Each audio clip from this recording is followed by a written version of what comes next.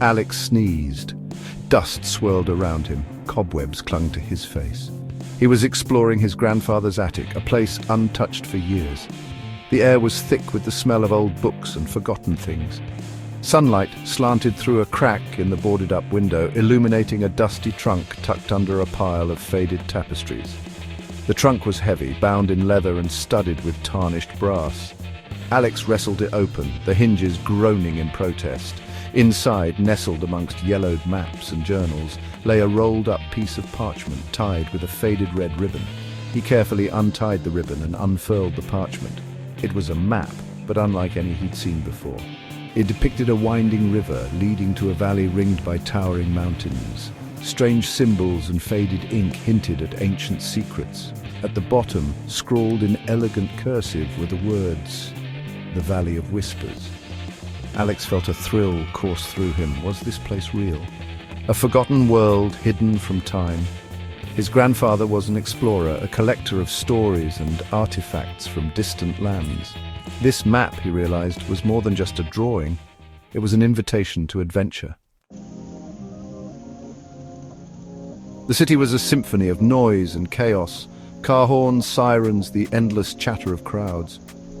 Alex, backpack slung over his shoulder, took a deep breath and hailed a cab. He was leaving behind the familiar rhythm of his urban life, trading skyscrapers for mountain peaks, traffic jams for winding trails. His apartment, with its overflowing bookshelves and maps pinned on the walls, suddenly felt too small. He had packed only the essentials, a sturdy backpack, his grandfather's compass, and of course, the map. Doubt flickered in his mind. What was he getting himself into? As the taxi pulled away, the city lights blurring in the rearview mirror, excitement chased away his apprehension. He was on a quest, following in his grandfather's footsteps. The Valley of Whispers awaited. There was no turning back. The wilderness was a harsh teacher. Alex quickly learned that navigating by the stars and building a fire were not skills learned overnight. He battled mosquitoes the size of grapes, waded through rivers that threatened to sweep him away, and once narrowly avoided a very grumpy-looking bear.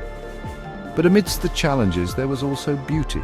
He woke to the symphony of birdsong, marveled at sunsets that painted the sky in hues of orange and purple, and found solace in the quiet solitude of the forest.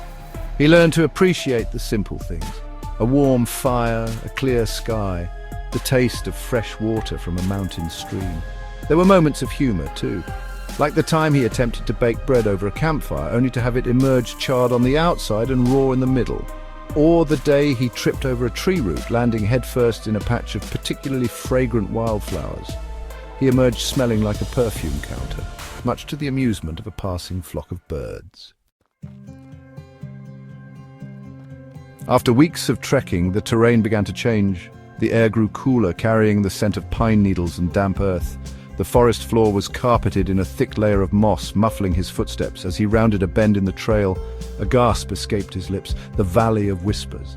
Towering cliffs, draped in emerald green vines, rose on either side of him. A silver ribbon of river snaked through the valley floor, reflecting the azure sky above. But it was the ruins that stole his breath away. Stone structures, half hidden by vegetation, hinted at a civilization long gone. Broken columns reached for the sky like skeletal fingers. Mouldering walls whispered tales of a forgotten people. The silence was profound, broken only by the gentle murmur of the wind and the distant cry of a hawk. Alex spent days exploring the ruins. He traced the outlines of homes and temples, marveling at the intricate carvings that adorned the weathered stone.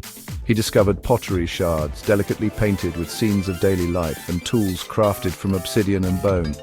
He tried to imagine the people who had once called this place home.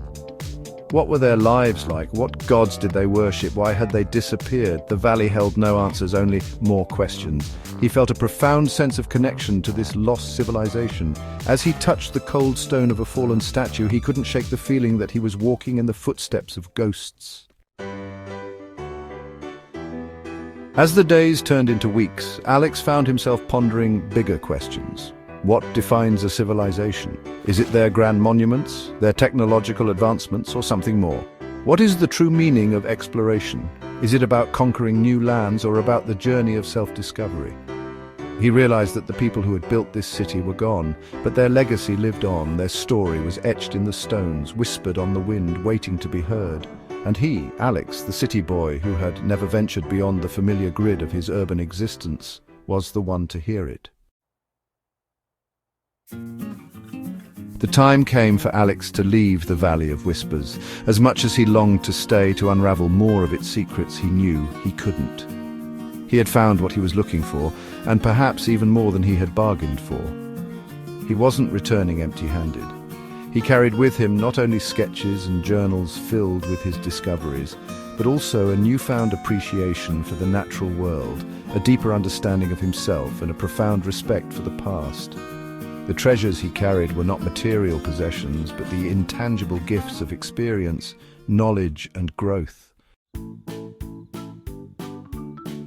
Back in the city, amidst the familiar cacophony, Alex felt changed. The world seemed different, brighter, full of possibilities. He had faced his fears, pushed his limits, and emerged stronger, wiser. He returned to his life, but a part of him remained in the Valley of Whispers. He knew that the call of adventure, the allure of the unknown, would always be a part of him. He hung his grandfather's map on his wall, a constant reminder of the journey he had taken and the countless adventures that lay ahead. Alex realized that life itself was a journey. There would always be new horizons to explore, both within and without. He had discovered that true fulfillment came not from reaching a destination, but from embracing the journey itself with all its challenges, triumphs, and unexpected detours. As he traced the lines of the map with his fingers, he knew that his adventure was far from over. It was just beginning. The Valley of Whispers was only the first chapter in a story that was still being written, a story of courage, curiosity, and the never-ending quest for discovery.